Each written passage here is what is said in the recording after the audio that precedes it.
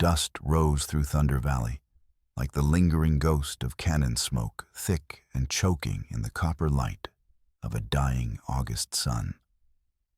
Every boot print carved into the packed earth told its own small story of panic and haste, the kind of movement that came when rational thought gave way to mob instinct and fear overwhelmed judgment.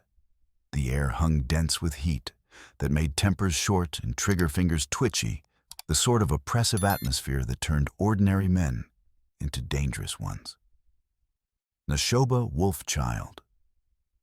Matto stood in the doorway of the Gold Dust Saloon. One broad hand braced against the swinging batwing door, his body a wall of buckskin fringe and quiet authority between the lamplight within and the gathering storm of angry men outside.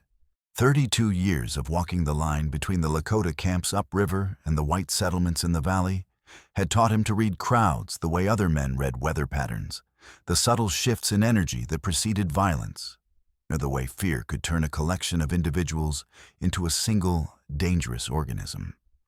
These townsmen were frightened and their faces twisted with suspicion and confusion, born of 2 weeks of sickness and deprivation, pressing forward like a herd about to bolt over a cliff. Behind him, golden lamplight spilled across whiskey-stained floorboards and illuminated a woman clutching the arms of a rough wooden chair as though they were the last solid objects in a world gone liquid with terror. Her traveling dress was torn at the shoulder seam, revealing a glimpse of white chemise beneath. Dark hair had escaped its pins to fall in dusty tangles around a face drawn tight with exhaustion. Lucille Renard had stepped down from the stagecoach from the Pierre Deadwood line less than 2 hours past her battered trunk, dragging furrows in the street dust, her eyes scanning the hostile crowd with the wary alertness of someone who had learned to expect danger from every shadow. "Darling, I don't bite." Neshoba said, his voice pitched low and steady, carrying through the room without rising to a shout. The English rolled smooth off his tongue, each word deliberate and warm enough to cut through the crackling tension. He kept his right hand flat against the door, palm open and visible, while his left rested easy near the holstered Colt at his hip fingers, loose but ready. The mob outside surged forward like floodwater testing a weakening dam. Boots scraped on gravel. Someone bellowed about savages and thievery. A kerosene lantern knocked loose in the press of jostling bodies struck the doorframe and exploded in a spray of glass and burning oil. Flames raced across the spilled fuel in a sudden bright line that made the front rank leap backward, cursing and beating its smoldering trouser legs. Neshoba moved with practiced economy. He kicked the door shut, cutting off the draft, and stamped out the spreading flames with methodical precision. Smoke curled upward in thin gray ribbons. Behind him, the woman's breathing had gone ragged and too fast. He turned his head just enough to catch her eye. "Breathe when I breathe," he said quietly. He drew air in slow through his nose, held it for 3 counts, then released it in a controlled exhale. After 3 repetitions, her breathing began to sync with his. The white-knuckled grip on the chair arms eased fractionally. On the scarred counter between them and the back wall sat a locked leather medical bag, its brass fittings tarnished with road grime. No one in the saloon had touched it since she arrived, though every eye kept drifting back to it. The bag sat there heavy with implication, an unexploded shell waiting for someone foolish enough to strike the fuse. Outside, the mob's voice rose again. Fists hammered the door. Neshoba turned back to face the threat, his body still angled to keep the woman in his protective shadow. When her fingers brushed his as they both reached to brace the shaking door, the contact lasted only a heartbeat, but it was enough. Her hand steadied. The door held. "Who is she?" Someone howled from the street. "What's in that bag?" another voice demanded. Neshoba said nothing, counting heartbeats, listening to the crowd's energy shift. Anger was like a flash flood, fast, dangerous, but it broke against calm the way water broke against stone. When the pounding finally subsided and the crowd fractured into smaller arguments, Neshoba eased the door open an inch. The street was still churned with boot prints, but the mob had pulled back to cluster under the awning of the trading post across the way. Bartram Cole. The post's factor stood at the center arms, crossed hard eyes fixed on the saloon door with cold calculation. Neshoba closed the door and turned to face the woman fully. "You are Lucille Renard," he said. It was not a question. She nodded once, sharp and controlled. "I am." Her voice carried the precise consonants of French Canada. "And you are Neshoba Mado. I scout for freight outfits and interpret when white men and my people need to speak without bloodshed." He kept his tone, even offering facts. "You came on the matrimonial advertisement for William Tahoma." Her eyes flicked to the bag, then back. "I did. There is no William Tahoma." The words dropped like stones into still water. She absorbed this without flinching, but something tightened around her mouth and eyes. "I see," she said quietly. Outside voices rose again. Someone mentioned the bag with greedy speculation. Neshoba heard Bartram Cole's voice cutting through the discord, offering to quarter the lady safely in his back room. "Can you walk?" Neshoba asked. She met his eyes. "Yes." "Good."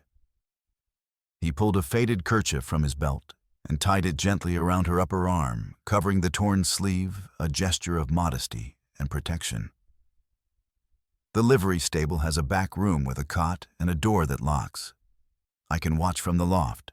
We will sort the rest when tempers cool." She stood slowly, testing her legs. "Why would you help me?" "Because the men outside will not ask questions before they decide what you are worth to them." He moved toward the back door. "And because I know what it is to be hunted for things you carry." She hesitated only a moment, then picked up the bag. It was heavier than it looked. She followed him to the rear exit. When he checked the alley, she moved past him into the dusk without waiting to be told. They crossed the back alley in silence, keeping to shadows. The livery stables sat at the eastern end of the street. Neshoba led her through the wide doors, past drowsy horses, to a narrow room with a cot and a single window facing the canyon wall. He set a pottery jug on the floor. "Rest. I will be in the loft above. If anyone comes, I will hear them long before they reach this door." She sat on the cot, still gripping the bag. "Thank you." He nodded and turned to leave, but her voice stopped him. "What happened to the bridge everyone mentions?" "Flash flood took it out 2 weeks ago. The only wagon road into town went with it. We have been short on flower lamp oil quinine. The heat is drawing flies. Fever started spreading within days." She looked at the bag in her lap. "And someone thought I was bringing medicine." "Someone hoped." He left her and climbed to the loft, where he spread his bedroll and settled to watch the street. The sun slipped behind the peaks, pulling darkness across the valley. Somewhere 3 miles upriver, his younger brother Chayton lay in the Lakota camp, coughing blood into rags, his lungs drowning him from the inside. Chayton had written the letters, signing them William Tahoma, promising a mail-order bride safety and a ranch in exchange for her midwife skills. Neshoba had found the drafts hidden under Chayton's bedroll. He had confronted his brother, anger flashing bright. Chayton had confessed through racking coughs that he thought a woman with medical knowledge might bring supplies, something to help him live. The deception had been born of desperation, not malice. But desperation carried its own cost, and now a woman sat below with fear in her eyes and a locked bag full of secrets. Thunder Valley occupied a fold in the Dakota Territory hills, a collection of false front buildings around a trading post and freight yard. Late summer 1881 meant heat that baked the ground hard as fired clay. 2 weeks ago, a storm had broken over the high peaks. Rain fell in sheets, turning every draw into a torrent. The runoff hit Knife-Cut Gorge like artillery. The wooden bridge snapped like kindling. With the bridge gone, teamsters turned back. Thunder Valley was stranded. Within days, supplies ran short. Bartram coal rationed flour to £1 per family per week. Lamp oil was measured by the ounce. Dr. Lydia Hart's quinine was exhausted when a freight wagon overturned in the ford and sent its cargo into the rapids. But the flood had done more than cut the supply line. It had churned silt into the shallow wells. Families that drank the cloudy water began falling sick within 3 days. Fever spread from the freight yard to the households. Children coughed through the night. Old folks grew weak and pale. Dr. Hart worked herself to exhaustion, but her medicines were running out. Neshoba Mato lived between worlds. In town, he kept a bedroll in the livery loft and took jobs scouting for freight outfits that needed someone who spoke Lakota and English. The rest of his time, he spent at the Lakota camp upriver, where his mother's people maintained their traditional ways. His younger brother Chayton lived there full-time. Chayton was 25, broad-shouldered, and quick to laugh when healthy. But his lungs had been failing since spring. The cough started as a rattle after cold rides. By summer, it turned bloody. By late summer, he was too weak to hunt, wrapped in blankets by the fire, even on the hottest days. Neshoba had brought him to Dr. Hart in July. She listened to his chest with her stethoscope and delivered the verdict: consumption probably, or chronic pneumonia. Rest and clean air. Good food if possible. Quinine, if any, could be spared. She had none. Neshoba paid her anyway, thanking her for honesty that offered no comfort. Chayton had taken the news hard. A week later, Neshoba found the letter's careful drafts in English learned at missionary school. William Tahoma promised a bride a home and protection in exchange for midwife skills. The letters had been sent east to matrimonial agencies. One had been answered. Lucille Renard was coming. Now she was here, and the lie had brought her to a place with no William Tahoma, no ranch, no safety. Just a dying brother and a town on the edge of chaos. The next morning, Neshoba found Lucille awake, her hair pinned back, her face washed. The locked bag sat beside her. "Good morning," she said. "Morning." He handed her water and hard bread. "Eat first, then we talk plainly." She ate slowly, making each bite count. When she finished, she met his eyes. "You said there is no William Tahoma." "No. The letters were written by my younger brother Chayton. He signed a false name because he hoped a mail-order bride with midwife skills might bring medicine or knowledge. He has consumption. He is dying." She absorbed this without reaction. "I see. And where is your brother now?" 3 miles upriver, too weak to travel." "I understand desperation," she said quietly. "I am not a midwife." Neshoba went still. "What are you?" "A seamstress. I sew dresses in Montreal. I watched a birth once when my neighbor's midwife was delayed. That is the extent of my medical knowledge." She gestured to the bag. "I lied to escape a man named Maurice Breton. He claims I owe him $800 for my late husband's gambling debts. I forged my references." The silence was heavy. Neshoba rubbed his face. "So, you came here running from debt collectors, and my brother brought you here hoping for a miracle. We are both caught in the same trap." "It would appear so. The railroad crews are building a temporary trestle bridge. It should be finished within the week. I can arrange passage east on the first freight wagon." "And your brother?" "Will die before winter." The words came out flat and hard. She looked at her scarred hands. "I am sorry for that." Before they could continue, the stable door swung open. 3 men stepped through, boots loud on the packed earth. Neshoba recognized the leader by his too clean coat and sharp French-Canadian accent. "We are looking for a woman," the man said without preamble. "Lucille Renard. We have business with her." Neshoba stepped between the men and the back room. "What kind of business?" "The kind that does not concern you, Scout." The leader pulled a folded paper. "The woman took property belonging to Monsieur Maurice Breton. We are authorized to recover it." Behind Neshoba, Lucille stood. He did not turn. He was reading their stance, their hands the way they had fanned out. These were professionals. "She is under my protection," Neshoba said evenly. "You can state your business to Deputy Ward and let territorial law handle your dispute." The leader smiled coldly. "We tried. Ward said we needed proof, so here we are." He stepped forward. "Now step aside." Neshoba did not move. The three riders shifted hands, drifting toward pistols. The air went tight. Then Lucille's voice cut through. "The bag you want is not here. Bartram Cole from the trading post took it last night for safekeeping. If you want it, go ask him."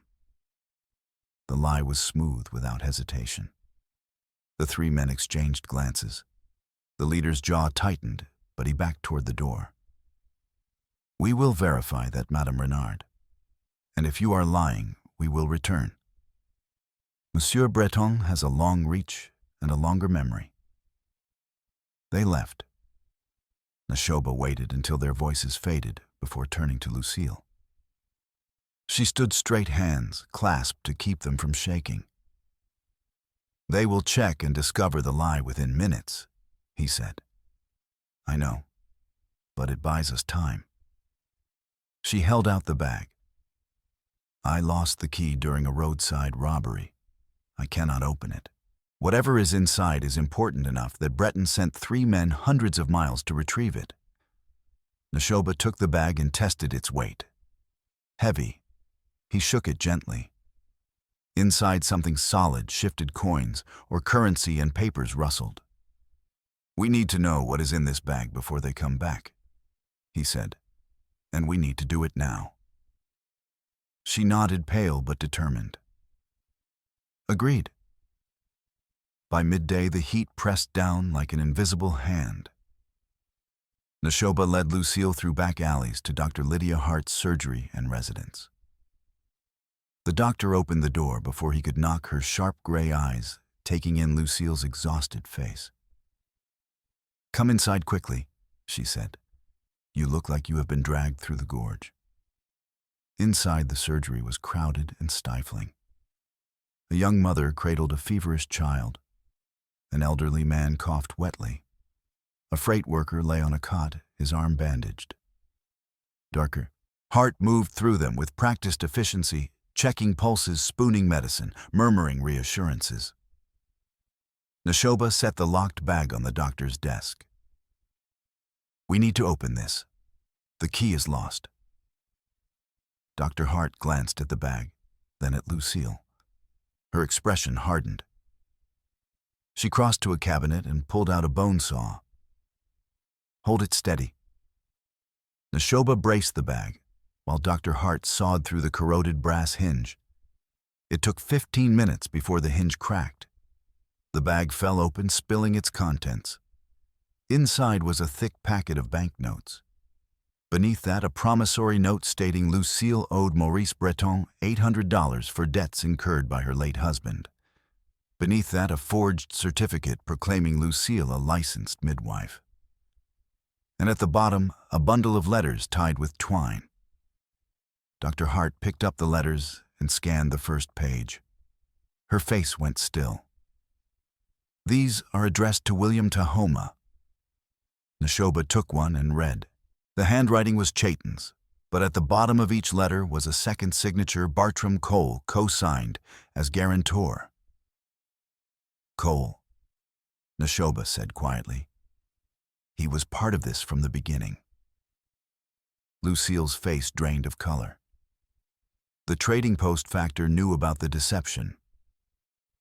Dr. Hart was examining the promissory note, comparing serial numbers to entries in a worn notebook she pulled from a locked drawer. These serial numbers match entries I copied from a ledger I saw last winter in the saloon cellar. Bartram Cole keeps financial records there. She looked up, her gaze fierce. Cole was not just aware of the deception. He was planning to sell you onward once you arrived, the same way he has been selling other women. The words fell like stones. Lucille swayed.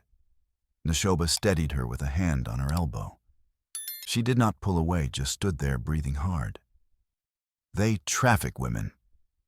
Dr. Hart continued, her voice cold with fury.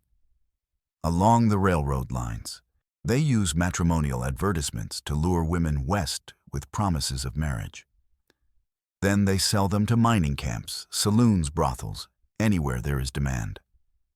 Maurice Breton runs the operation from Montreal. Bartram Cole handles distribution in the territories. The railroad made it easier, more routes, harder to trace. Neshoba felt fury coil in his chest. Where is Cole now?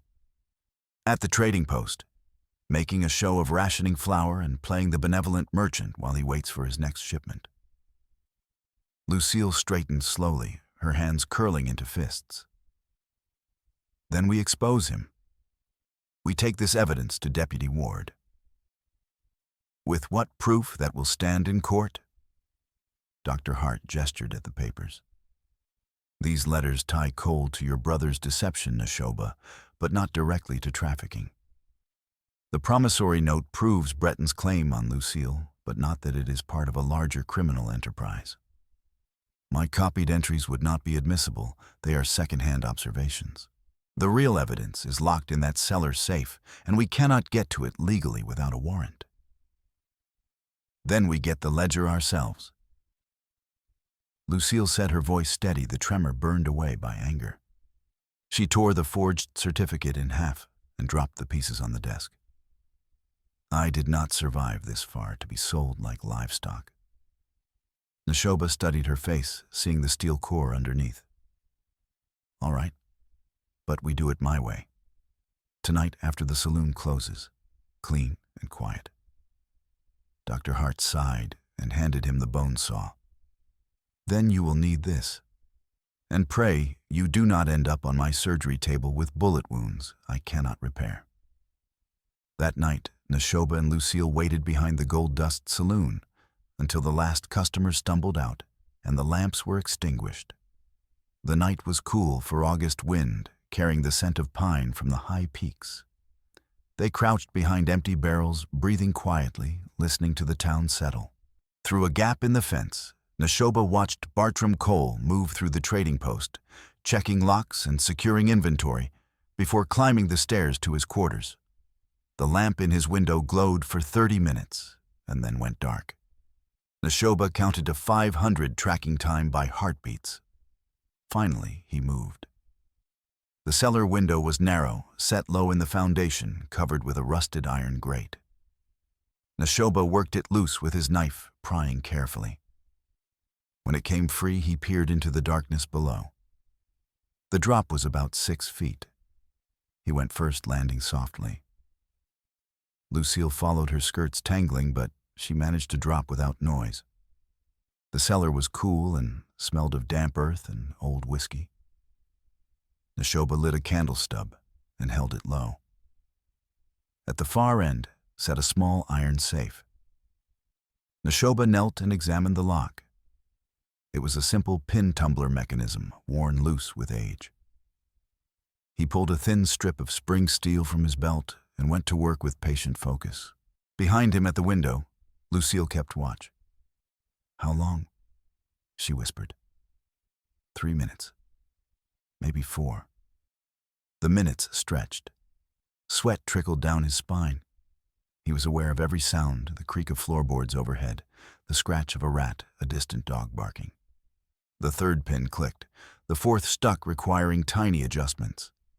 Then footsteps sounded overhead, deliberate and purposeful. They both froze. The steps paused. A voice called down, muffled but audible. Someone down there, I heard something. The fifth pin clicked. The lock opened with a soft snick. Neshoba grabbed the safe handle and eased the door open. "Go now," he whispered urgently. Back to the window. Inside sat a leather-bound ledger, thick with entries. Neshoba pulled it out and opened it quickly. Pages of names, dates, payments.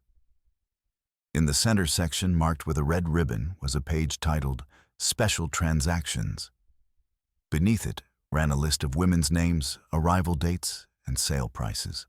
Lucille Renard's name was near the bottom, dated 10 days prior, with a payment notation of $500 and a destination listed as Silver Gulch. Neshoba's jaw tightened. He closed the ledger. "I'm coming down," the voice overhead called. "And I'm bringing my scattergun." Neshoba grabbed the ledger, extinguished the candle, and moved toward the window in darkness. He boosted Lucille up through the opening, then handed her the ledger before pulling himself through. They emerged into starlight, just as lamplight flared in the cellar behind them. A shout went up. "Thieves, stop!" They ran. Neshoba led through alleys, the ledger clutched tight, Lucille following close behind. A gunshot cracked a warning shot, or poor aim in darkness. Neshoba pulled Lucille into a narrow gap between buildings, pressing them both against rough wood in deep shadow. Heavy footsteps pounded past. They waited in frozen silence, so close he could feel her heart hammering. When the searchers moved away, Neshoba led them through a different route, finally reaching the canyon wall, where boulders offered cover. They pressed into a space between two rocks and collapsed chests heaving. "That was too close," Lucille gasped. "Yes, but we have what we came for." Neshoba struck a match and examined the center pages in brief light. What he saw confirmed Dr. Hart's suspicions, human trafficking laid bare in careful script.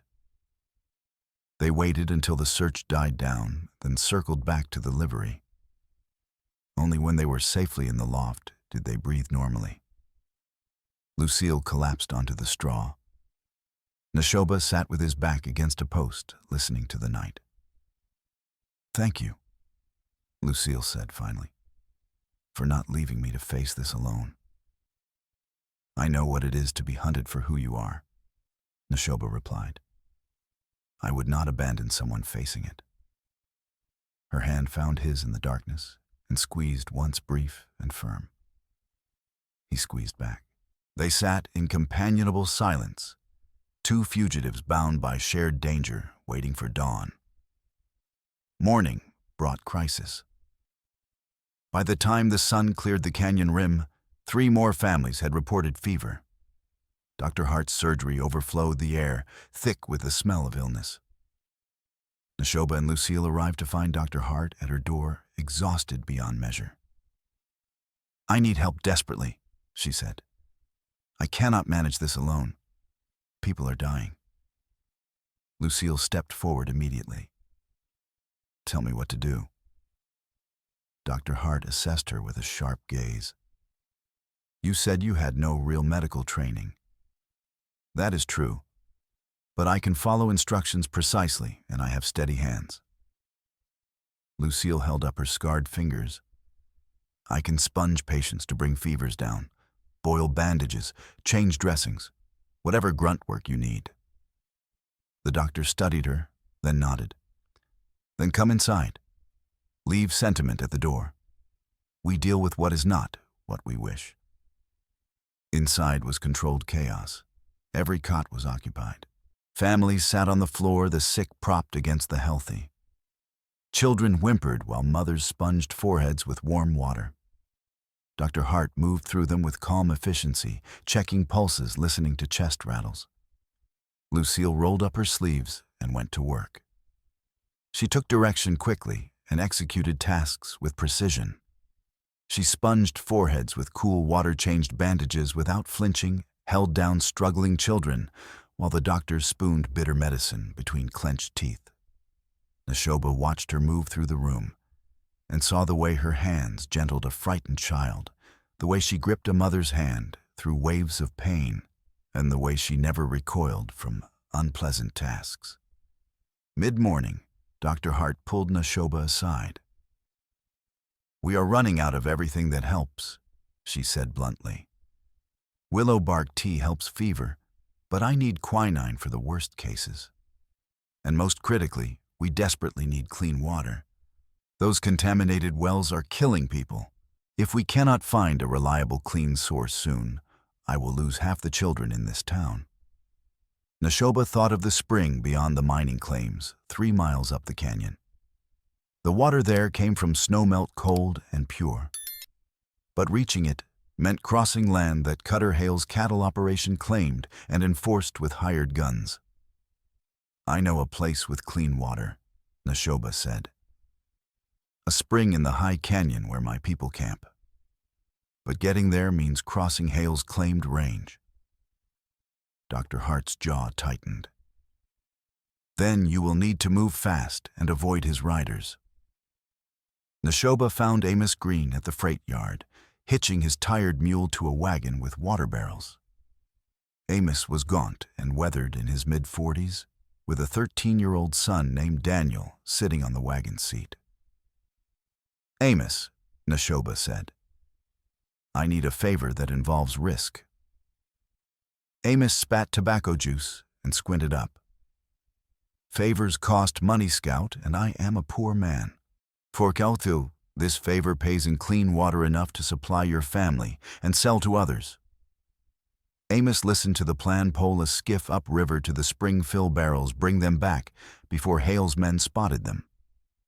It would take most of the day and required trespassing. Amos scratched his jaw, considering. Finally, he nodded.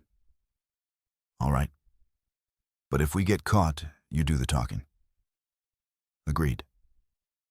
They set out before noon, poling a flat-bottomed skiff through shallows where the river ran mud-brown. The canyon walls rose steep on either side, red rock baking in the heat. Nashoba worked the pole with practiced efficiency, reading the current, guiding them around boulders and snags. Amos poled from the bow, his thin arms showing wiry strength. The current picked up as they moved upstream, requiring more effort. Sweat soaked their shirts. They passed the point where Nashoba's people camped and continued into the narrowing canyon. The spring emerged from a cleft in the canyon wall 3 miles upstream. Water bubbling up cold and clear, spilling through small pools before joining the river. They grounded the skiff and began filling barrels. The water was shockingly cold, numbing their hands. The sky remained pale blue. A hawk circled high above.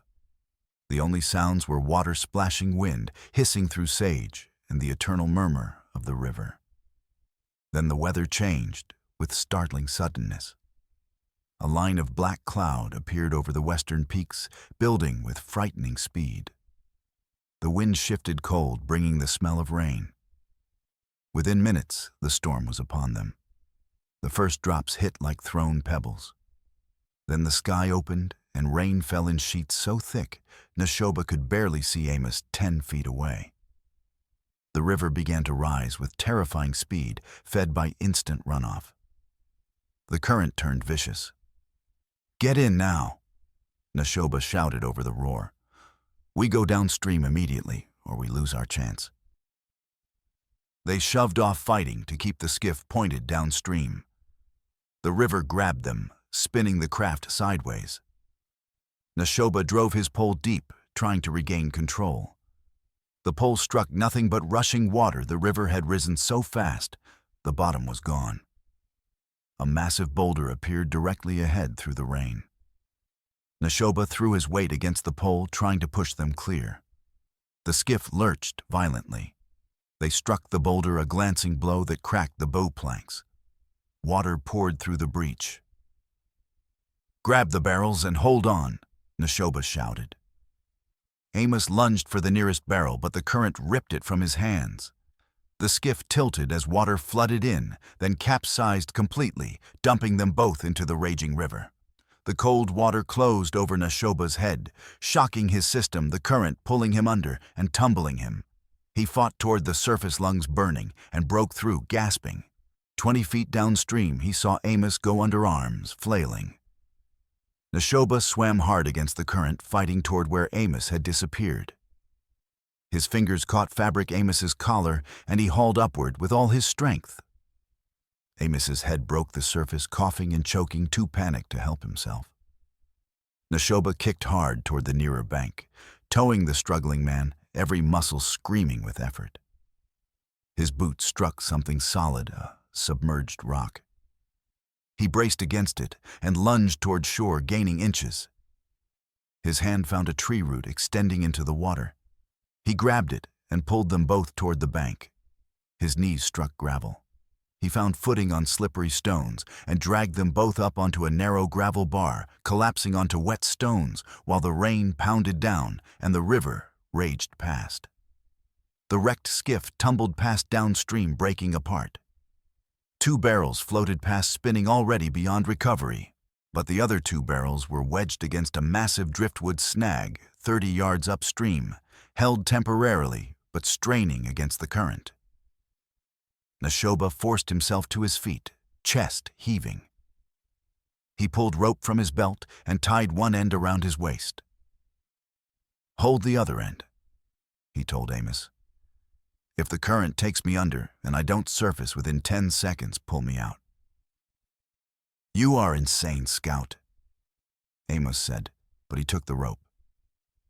Neshoba waded back into the river, feeling the current tear at his legs. He braced against rocks, moving inch by inch toward the snag. The water rose from ankle deep to knee deep to waist deep, then chest deep. He grabbed for the driftwood, caught a branch, pulled himself to the snag. The barrels were wedged tightly. He worked one free, lashed it to his rope, then worked the second barrel free. The current tried to rip them away. He held on with grip strength alone and began working his way back toward shore. It took everything he had. His muscles burned. Twice his feet went out from under him, and only the rope kept him from being swept away. But he reached the gravel bar finally and collapsed beside the barrels, coughing up river water. Amos was laughing, slightly hysterical. "You are completely insane, Scout, but by all the saints you did it." The rain stopped as suddenly as it had begun. They rested 20 minutes and began hauling the 2 precious barrels overland back toward town, rolling them along game trails, taking turns with the weight. By the time they reached the freight yard with the sun slanting toward afternoon, both men were exhausted beyond speech. Dr. Hart met them at her door, looked at the barrels and smiled for the first time in what felt like years. "Clean water," she said, her voice thick with relief. "Bless you both." Neshoba could only nod. He turned to leave, but the doctor caught his arm. "There is something you should know," she said quietly. "Deputy Ward came by while you were gone. Bartram Cole came to him at dawn demanding action. Cole is accusing you of theft, says you stole valuable business records from the saloon cellar. He has convinced Ward that you broke into the safe. Ward is under tremendous pressure to arrest you and recover the stolen ledger."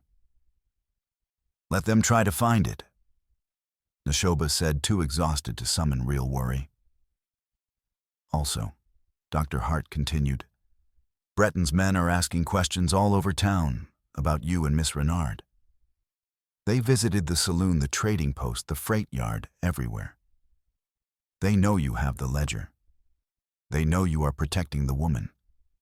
This is intimidation designed to isolate you." Neshoba felt cold settle into his gut. "We will deal with it." But as he walked back toward the livery, moving with the stiff gait of exhaustion, he saw 3 riders watching from the trading post awning.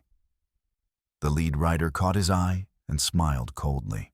Then he touched the brim of his hat in a mocking salute. The message was clear. They were being watched. They were marked, and time was running out. Over the next 2 days, the situation deteriorated. The fever continued spreading despite clean water. 2 children died, a girl of 5 and a boy of 7. An elderly woman followed them. Grief hung over the town like smoke. Lucille worked from dawn past dark, moving between Dr. Hart's surgery and the schoolhouse, where teacher Helen Pike ran a soup kitchen. Helen was thin and severe in her 30s, with determined practicality. She boiled thin soup in battered kettles, ladling it out to anyone who came hungry. Lucille helped her cut vegetables, stir pots, wash bowls. Between tasks, Lucille learned from Dr. Hart. She practiced checking pulses, listening for chest rattles, recognizing signs of fever versus blood loss. She was no healer, but she was learning the basics of care. Neshoba watched her work with growing respect. She did not complain about the heat or smell or exhausting hours. She did not recoil from the sick. She simply kept moving, kept helping. At night, they returned to the livery and talked quietly. Neshoba told her about growing up between two cultures, never quite belonging to either. About learning English in missionary school while his mother taught him Lakota. About Chayton, who had rejected the white man's world entirely. Lucille told him about Montreal, about learning to sew as a girl, about marrying young to a man who seemed charming until the gambling started. About the debts that piled up the night her husband was found floating in the St. Lawrence. About Maurice Breton appearing at her door 3 days later with a promissory note. He said I could pay in money or in service. She said quietly, I chose to run. You made the right choice. She glanced at him, her eyes tired. Did I lied my way across a continent? Your brother lied to bring me here. And now Cole and Breton want to sell me like chattel. Where is the rightness in any of it? Neshoba reached across the space between them and rested his hand on hers, palm to palm. She did not pull away. They sat like that for a long time, listening to the horses shift below, feeling the shared weight of exhaustion. But the town would not let them rest. Bartram Cole had reported the break-in and theft, claiming the ledger contained private business records. Deputy Silas Ward locked Lucille's trunk in the trading post's back room, citing territorial law about preserving evidence. Breton's 3 men were everywhere, watching the surgery, sitting in the saloon, pressuring Ward to issue a warrant. Ward was a thin, tired man in his mid-30s, with a wife and 3 small children. He wore the deputy's badge because Sheriff Wilcox spent most of his time in the territorial capital, leaving Ward to manage Thunder Valley alone on a salary that barely covered flour and lamp oil. He was not a bad man, but he was weak, vulnerable to pressure, reluctant to risk his family's survival. On the 3rd night, Ward found Neshoba near the livery and pulled him aside.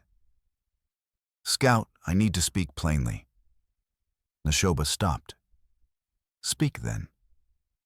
Ward glanced around nervously. Cole wants me to arrest you for theft. He says you broke into the saloon cellar and stole a business ledger. Breton's men are pushing too. They have documents claiming legal ownership of property in Lucille Renard's possession. The debt is fraudulent. Breton traffics women. Cole helps him. That ledger proves it. Maybe so. But I cannot prove trafficking without evidence that will stand up in court. Ward's face was drawn, eyes bloodshot.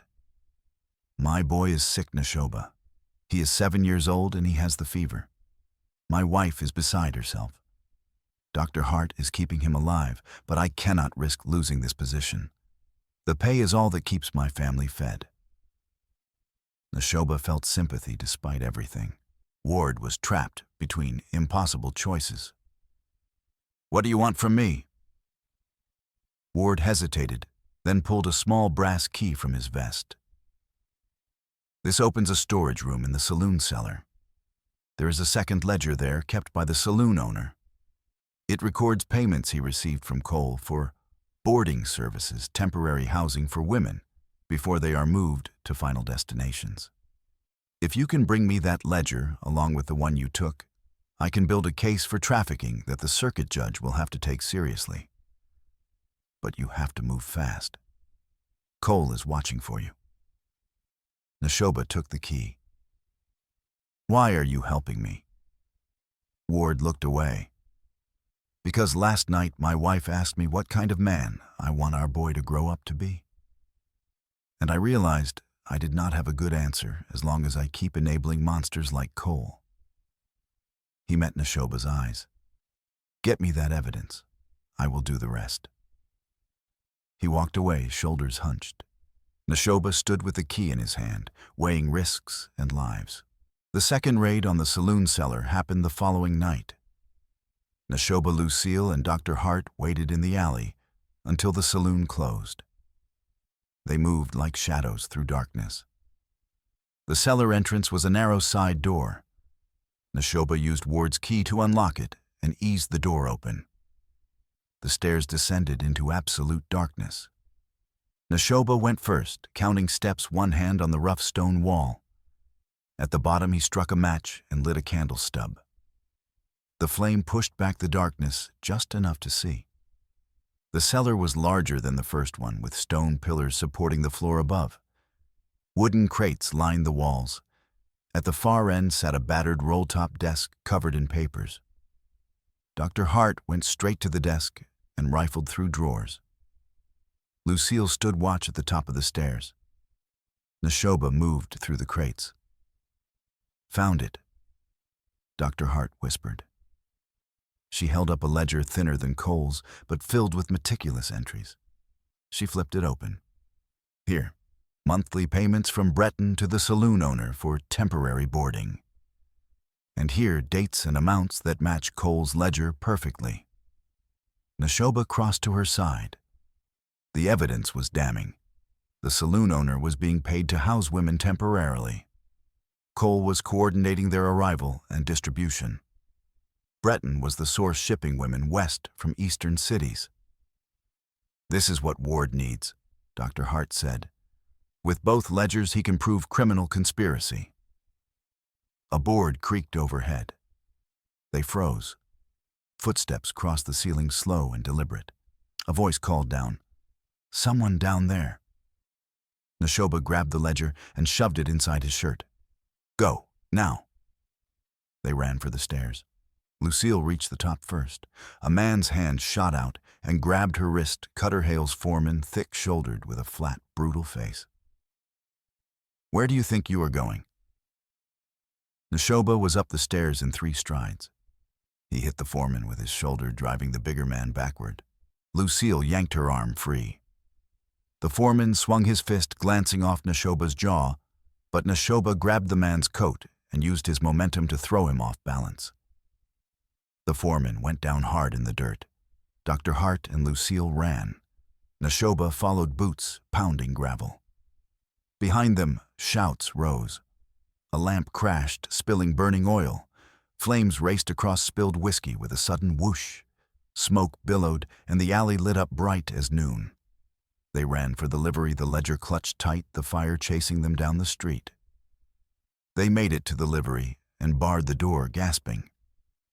The smell of smoke hung in the air, even here. Through the cracks, they could see the orange glow of fire spreading. "That was closer than I like," Dr. Hart said, leaning against a post. Lucille sat on a hay bale chest, heaving. "We have the evidence. Now we take it to Ward." But before they could move, the door shuddered under heavy blows. "Open up, Deputy Ward." Neshoba unbarred the door. Ward stepped inside his badge, catching lamplight, his face pale and set. Behind him stood Bartram Cole, eyes cold and calculating. And behind Cole, Breton's 3 riders, grinning like wolves. "I am sorry, Scout," Ward said quietly, his voice heavy with regret. "But they forced my hand. Cole threatened to have me removed from my position if I did not act. My family depends on this job. I have no choice." Cole stepped forward and held out his hand. "That ledger is private property. You have no legal right to it." Dr. Hart moved to block him. "That ledger proves you are trafficking women.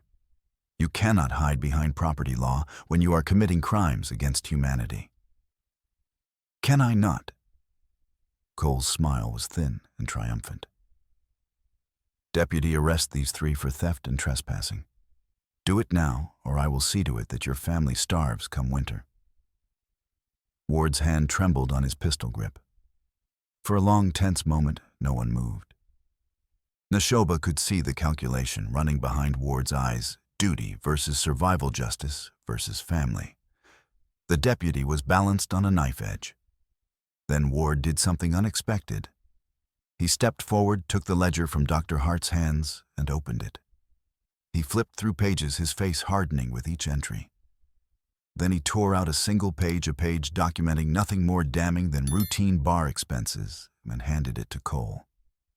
"Here is your evidence of theft, Mr. Cole. 1 page. The rest stays with me as evidence in an ongoing criminal investigation." Cole's face darkened with fury. "You are making a terrible mistake, Ward.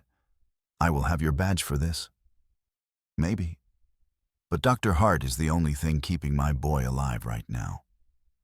I figure I owe her and this town at least this much." Ward turned to Neshoba, his voice dropping. "You have 24 hours to bring me something that directly ties Cole to Breton and proves trafficking beyond any doubt. If you cannot do it, I will have to arrest you and let the circuit judge sort it out. But I will give you this chance. Do you understand?" Neshoba nodded slowly. "I understand, and I will not waste it." Cole and his men left, taking the torn page. Ward followed them out, shoulders squared. When they were gone, Lucille turned to Neshoba, her face pale. 24 hours. What do we do?" Neshoba looked at the ledger in Dr. Hart's hands. "We find the direct connection between Cole and Breton. Something undeniable. And we pray it is enough." Dr. Hart took the ledger back to her surgery and began cross-referencing entries with patient records and freight manifests, searching for patterns. Neshoba and Lucille returned to the trading post under cover of darkness, moving with extreme caution, searching for anything they had missed. It was Lucille who found it. She was searching through a crate of lamp oil supplies when her fingers brushed oilcloth. She pulled out a bundle wrapped and tied with twine. Inside were letters, perhaps 24 of them, carefully preserved. She brought them into the lamplight. The letters were addressed to Bartram Cole, sent from Montreal, signed by Maurice Breton. They dated back 3 years. Each detailed shipments, arrivals, and payments in coded language that was not difficult to decipher. The final letter was dated 2 weeks before Lucille's arrival. Neshoba read it aloud. "Lucille Renard departed August 10th per schedule. Payment of $500 due upon successful delivery to Silver Gulch buyer. Ensure she arrives undamaged. She must be clean and presentable for final sale. If there are complications, dispose of her quietly and notify me immediately to arrange replacement." Lucille's hands shook so violently, the letter rattled. Neshoba took it from her and folded it carefully. "This is the evidence we need. This ties Cole directly to Breton and proves they were planning to sell you." She looked up at him, her eyes bright with tears she refused to let fall. "They were going to sell me like livestock. And if I caused problems, they were going to kill me. They were planning to—" Neshoba said, his voice gentle but firm. "But they will not. I will not allow it." He pulled her into his arms, just for a moment. She pressed her face against his chest, breathing hard, fighting for control. His hand rested on her back, steady and warm. When she pulled away, her face was set with determination. "Let us end this," she said. "Let us burn them down." They brought the letters to Ward at first light. The deputy read them in his small office, his face growing harder with each page. When he finished, he folded them carefully and looked up at Neshoba and Lucille. "This is enough. I can arrest Cole now." But before Ward could move, a shout went up from the eastern end of town. Smoke was rising not from the saloon this time, but from the schoolhouse where Teacher Pike ran her soup kitchen. They ran. By the time they reached the schoolhouse, flames were already leaping from the roof, orange and fierce. Teacher Pike stood in the street, her face smudged with soot, screaming. Children were trapped inside. Neshoba did not hesitate. He kicked the door open and plunged into the smoke-filled interior, his shirt pulled over his mouth. The heat was intense, the smoke choking. He could hear children crying, but could not see them. He dropped to his hands and knees where the air was clearer and crawled forward, sweeping his arms wide. His hand touched fabric. A child huddled under a bench, too terrified to move. He grabbed the child, a girl maybe 4, and tucked her under his arm. He found a second child beside her, a boy of 6. He grabbed the boy's collar and dragged them both toward the rectangle of light that marked the door. He stumbled out into the street, coughing violently. Lucille was there. She took the children and ran for the pump. Neshoba turned to go back, but the roof collapsed with a roar, sending up a shower of sparks. Teacher Pike screamed that there was one more child inside. Neshoba did not think. He charged back through the door into the inferno. The heat was unbearable, searing his lungs. Burning debris fell around him. He found the third child, a little girl unconscious near the overturned stove. He lifted her limp body and staggered back toward the door just as a ceiling beam gave way and crashed down behind him, missing him by inches. He made it outside and collapsed on the street, the child in his arms. Dr. Hart was there, instantly checking the girl's breathing, wiping soot from her nose and mouth. She is alive. Barely. Amos Green appeared, his face grim. I saw who said it. Hale's foreman. Saw him throw a lantern through the window and ride off. He wanted a diversion. Neshoba looked up through streaming eyes. Why? To pull you away from the trading post. Cole is loading a wagon right now. He is running. Neshoba was on his feet in an instant, ignoring the pain in his lungs. He ran for the trading post, Lucille and Ward close behind. They arrived just as Cole was climbing onto the driver's seat of a heavily loaded freight wagon, reins in his hands.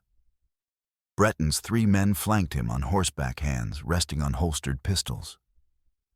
Cole, Ward shouted, you are under arrest for trafficking, arson, and conspiracy. Cole laughed, a harsh sound.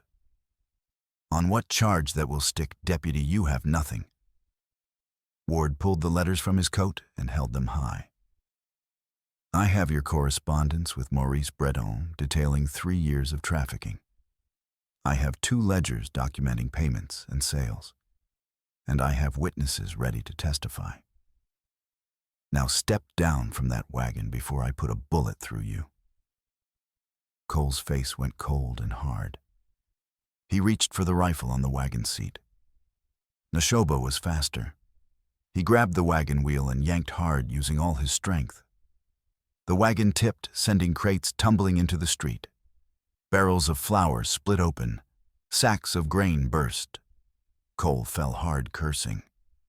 Breton's men drew their pistols. Gunfire cracked loud and sharp. Neshoba dove behind the overturned wagon, pulling Lucille down with him. Bullets thudded into wood. Ward fired from the doorway of the jail, his shotgun booming. One of Breton's men went down, clutching his shoulder and screaming. The second rider fired back his bullets, splintering the doorframe inches from Ward's head. Neshoba drew his Colt and fired twice, quick and precise. The first shot shattered the rider's pistol, sending shards of metal into his hand. The second shot took his hat off and sent him tumbling backward off his horse in shock. The third rider tried to run. Ward tackled him as he spurred his horse, the 2 men rolling in the dust. They fought hard, the rider younger and stronger, but Ward desperate with the knowledge that his family's safety depended on this moment. Ward slammed the rider's head into the ground once, twice, then cuffed him with shaking hands. Cole tried to crawl away.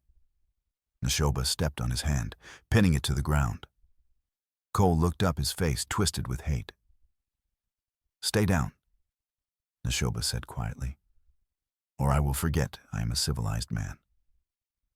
The street went quiet, except for the crackling of flames still consuming the schoolhouse. Smoke drifted like battle fog. Ward stood slowly, breathing hard, blood trickling from a cut on his forehead.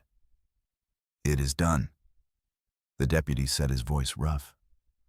"Lock 'em all up until the circuit judge arrives." But as the town began to gather, drawn by the gunfire and smoke, a rider appeared from the direction of the river camp. He rode hard, his horse lathered, and when he pulled up in front of Neshoba, his face was stricken. "Brother," the young man said, one of Neshoba's cousins, "you must come. Chayton is asking for you. He does not have much time left." Neshoba rode hard for the river camp, pushing his horse through heat and dust. Lucille insisted on coming with him, riding behind on the same horse, her arms around his waist. Dr. Hart followed with her medical bag, mounted on her own steady mare. They arrived to find Chayton lying beside the fire, wrapped in blankets. Despite the August heat, his breathing shallow and labored. His mother's people sat nearby, faces shadowed with grief, waiting for the end they all knew was coming. Dr. Hart knelt beside Chayton and listened to his chest with her stethoscope. She looked up at Neshoba and shook her head. "His lungs are failing. I can give him morphine to ease the pain, but I cannot save him. I am sorry." Chayton's eyes fluttered open. They were fevered, but clear, still holding the spark of who he had been. "Brother," he whispered. Neshoba knelt and took his hand, feeling how cold it was despite the blankets. "I am here." "Did she come, the bride?" "She came." A smile flickered across Chayton's face, weak but genuine. "Did she help?" "She helped more than you know. She brought something we needed, even if it was not medicine. She brought courage and determination and the will to fight for what is right." Chayton's breathing rattled wetly. "I am sorry for lying, sorry for dragging her into this." "I know. She knows. You were desperate, and desperate men make desperate choices. Tell her I meant no harm." "I will tell her." Dr. Hart prepared a dose of morphine, measuring carefully. She administered it gently, and Chayton's face relaxed as the drug took hold. His eyes closed, his breathing eased slightly. The women began to keen softly, their voices rising into the afternoon air in the ancient morning song. Lucille, who had been standing at a respectful distance, stepped forward now. She carried a bucket of clean water and soft cloths. She knelt beside Neshoba and set the bucket down. "For the washing ritual," she said quietly. "Dr. Hart told me it is customary." Neshoba looked at her, this woman who had been lied to and drawn into danger, who had every right to be angry at his brother and his family. Instead, she was offering respect and help in their darkest moment. "Thank you," he said, his voice rough with emotion. She squeezed his shoulder, once firm and warm, and then stepped back to give him space. The Lakota women moved forward to begin their work, and Lucille retreated to stand with Dr. Hart, giving them privacy, but staying close enough to help if needed.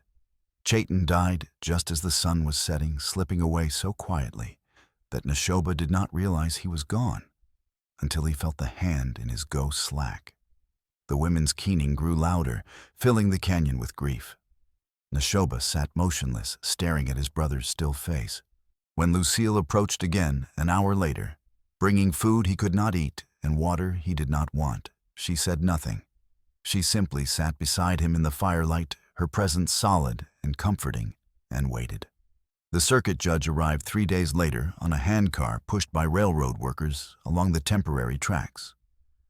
Judge Horace Blackwell was a gray-haired man in his 60s, with hard eyes and a reputation for fairness that bordered on ruthlessness.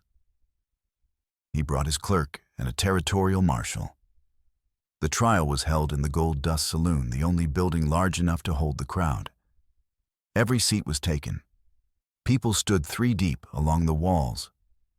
Bartram Cole sat in chains at the defendant's table, his face stony. Cutter Hale sat beside him, claiming ignorance of Cole's activities. Breton's 3 captured riders sat in the back, wrists cuffed.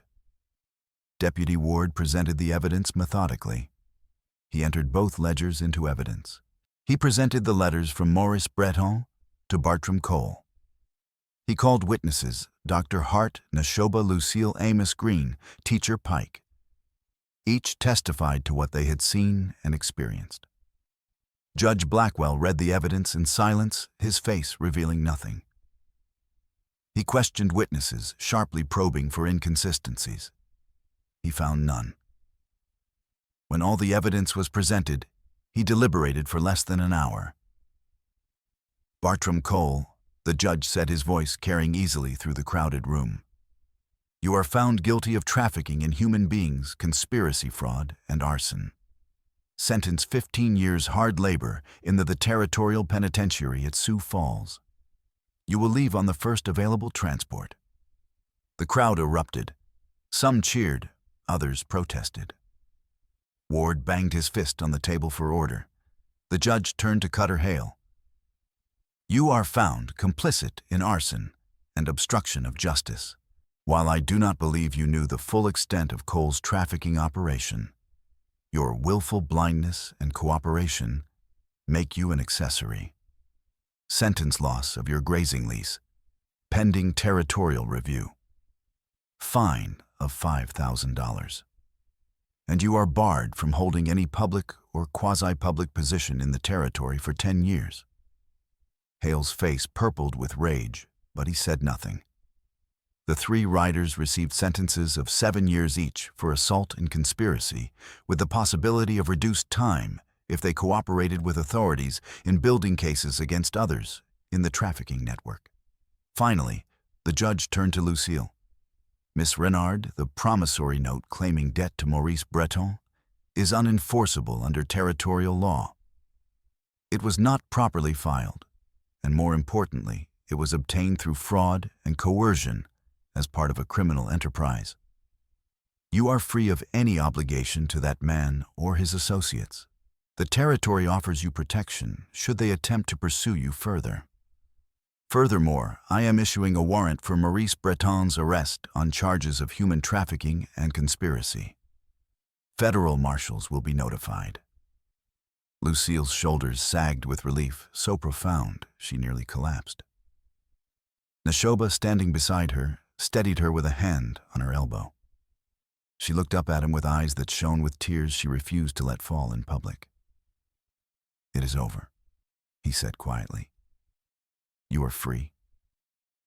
She nodded, unable to speak. With Cole in chains and the fever finally subsiding thanks to clean water and Dr. Hart's tireless efforts, Thunder Valley began the slow process of healing. The temporary trestle bridge was completed and freight wagons began rolling again, bringing flower lamp oil, quinine, and all the other necessities. Dr. Hart organized a town-wide well-cleaning effort teaching families how to recognize contamination and properly sanitize their water sources. Lucille worked with Teacher Pike, teaching the children basic hygiene and how to recognize early signs of fever. The schoolhouse was rebuilt with donated lumber and labor rising from the ashes stronger than before. Amos Green, his ribs healing from being trampled during the fire, offered Lucille fair wage work as a seamstress and bookkeeper for his small freighting operation. She accepted gratefully. Teacher Pike asked her to help with school mending and to teach the older girls sewing skills. Lucille agreed to that as well, finding purpose in small tasks that mattered. Nashoba divided his time between Thunder Valley and the river camp mourning Chayton and helping his mother's people prepare for the coming winter. He was quieter now, carrying his grief in the set of his shoulders. One evening, a week after the trial, while sorting through Chayton's belongings with his family, Nashoba found a leather pouch tucked beneath the place where his brother's bedroll had lain. Inside was a document, a signed mining claim notice for a small placer bar on a bend in the river, about 4 miles upstream. The claim was filed under Chayton's name and dated 6 months earlier. It was not a fortune, but it had real value. Neshoba brought the document to Deputy Ward, who examined it carefully. Under territorial law, next of kin inherits mining claims. This belongs to you now, Scout. Neshoba stared at the paper. Chayton had filed a claim, had been trying to scrape together something of value that could be traded for medicine or supplies. The claim was his last attempt to solve the problem that was killing him. That evening, Neshoba went to Dr. Hart's surgery, where Lucille was helping organize medical supplies. He set the claim notice on the table between them. This was Chayton's, he said. He filed it months ago, probably hoping to trade it for medicine or money to pay for treatment. He never got the chance to use it. Lucille picked up the paper and read it carefully. What will you do with it? That is partly why I am here. Neshoba looked at both women. I want to divide it 3 ways. 1/3 to Dr. Hart for medicine and surgery supplies. 1/3 to Teacher Pike for rebuilding the school and buying books. 1/3 to my mother's people for winter provisions. Lucille studied him for a long moment, then nodded. That is a good use. That is what he would have wanted, I think. He wanted to help people. This allows him to do that even now. I believe so too. Dr. Hart, who had been listening from the doorway, stepped forward. Are you certain that claim could provide for you for years? I am certain. Let it do what Chayton intended. Let it help people. That is legacy enough. Ward filed the paperwork, and the claim was divided as Neshoba had requested. Dr. Hart used her share to purchase a full stock of medicines and new surgical instruments. Teacher Pike rebuilt the schoolhouse with proper windows and a good stove, and bought slates and primers for every child. Neshoba's mother's people used their share to buy winter provisions and warm blankets, ensuring they would survive the coming cold months. The placer bar proved richer than expected, not a fortune, but enough to make a real difference. The gold was extracted over the following months and distributed according to the agreement, and each recipient used it wisely.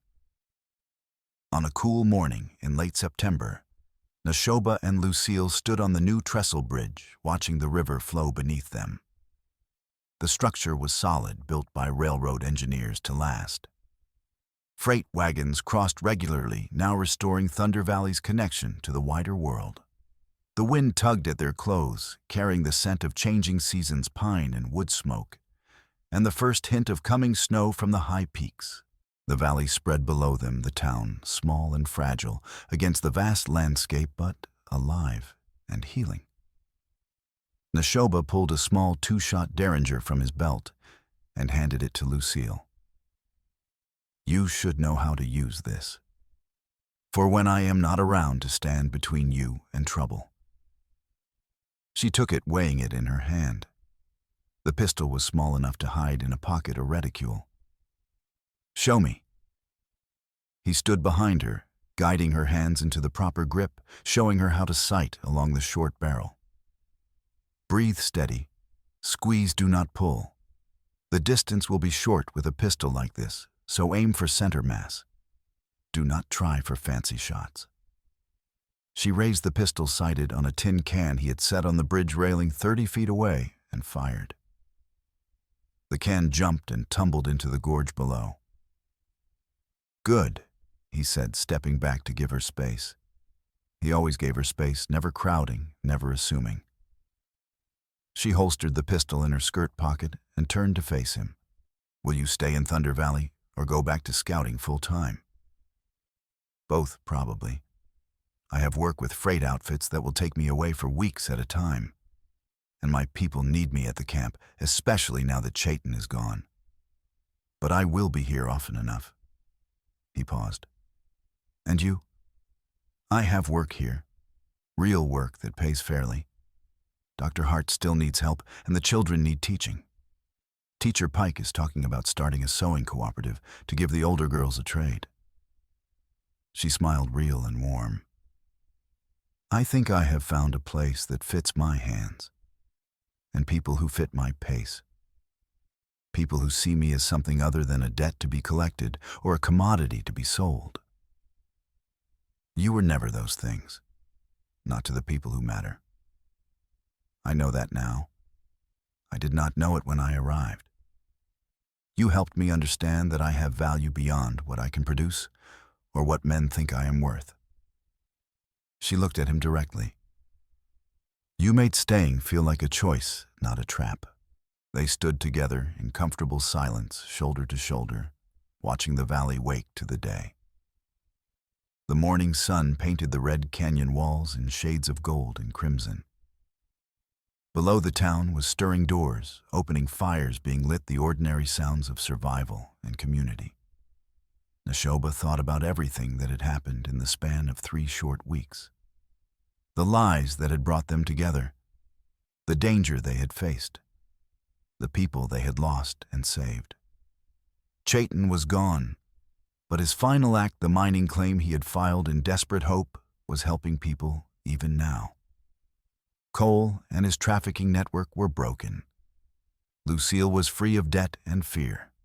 The town had clean water and restored supply lines. It was not a perfect ending, but it was an honest one. There is something I need to tell you, Lucille said quietly, breaking the comfortable silence. About what comes next for me. Neshoba turned to look at her, giving her his full attention. I have been thinking about the future, she continued. About what I want, not just what I'm running from. For the first time in years, I can think about building something instead of just surviving day to day. She paused, choosing her words carefully. I want to stay in Thunder Valley. I want to build a life here that is mine, earned through my own work.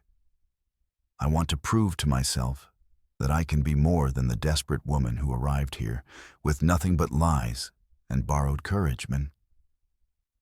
You have already proven that, Neshoba said.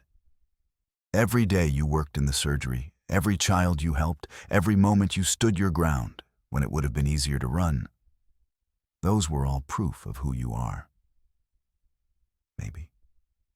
But I need to prove it to myself, not just to others.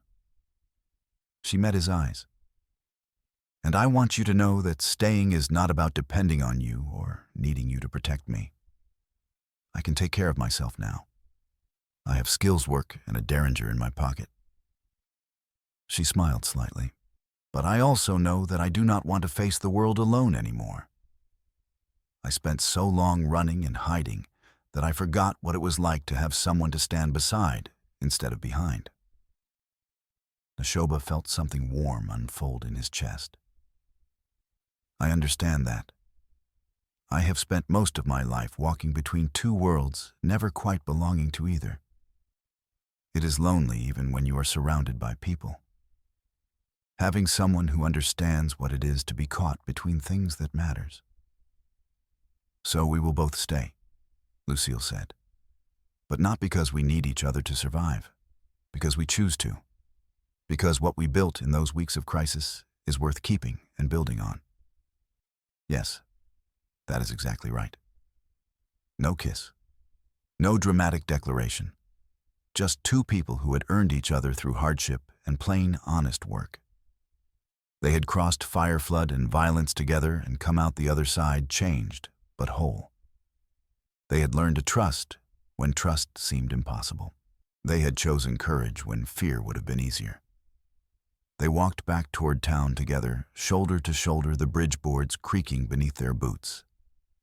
The valley spread below them, scarred, but healing, held together by the stubborn determination of people who refused to quit.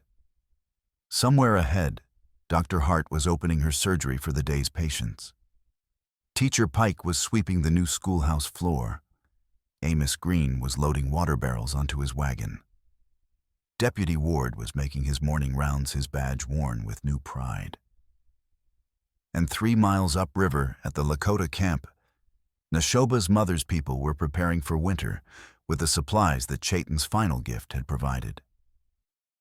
His brother's body rested on a burial platform in the traditional way his spirit released to join the ancestors.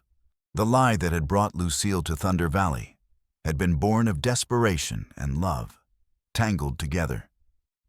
And in the end, it had led to truth and justice, and something neither Neshoba nor Lucille had expected to find a place to belong, and someone to belong with.